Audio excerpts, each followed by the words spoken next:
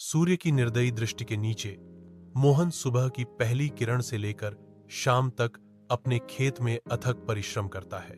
पसीने के बावजूद मोहन के चेहरे पर एक चमकदार मुस्कान है जो उसकी भूमि को सुशोभित करने वाली जीवंत हरी टहनियों को दर्शाती है। खेत के बगल में मोहन के बच्चे खेलते हैं।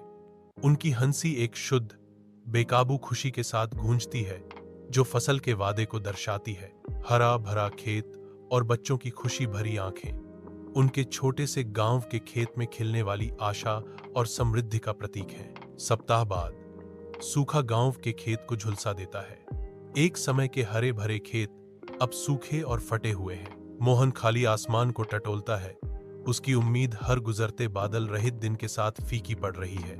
सूखे पौधे आसन्न निराशा के मूक गवाह के रूप में खड़े हैं। मोहन का चेहरा चिंता के भार को दर्शाता है क्योंकि उसके आसपास की भूमि सूख जाती है। मोहन की पत्नी दिलासा देती है, चिंता मत करो, हम कुछ और करेंगे।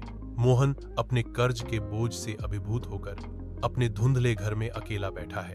उसके बच्चे चैन से सो रहे हैं। उन्हें खाली पेट का एहसास नहीं है। मोहन निराशा में फुसफुसाता है, मुझे नहीं पता कि क्या करना है, मैंने सब कुछ खो दिया है।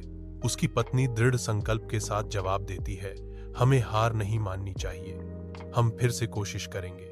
जैसे ही भोर की पहली किरण गांव के खेत को नहलाती है, मोहन अपने खेत में कदम रखता है।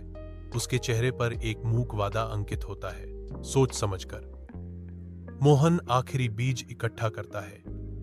हर हरकत उसके अटूट संकल्प का प्रमाण है। एक किसान की ताकत। वह सोचता है, केवल श्रम में ही नहीं बल्कि आशा और धैर्य की स्थायी शक्ति में निहित है। मोहन अपनी नजरें विशाल आकाश की ओर उठाते हैं, गहरी सांस लेते हैं, प्रकृति के आलिंगन से अपनी आत्मा को मजबूत करते हैं। मोहन के चेहरे पर एक दृढ़ मुस्कान फैल जाती है जो सुबह के आकाश के खिलाफ दृढ़ता की किरण की तरह चमकती है।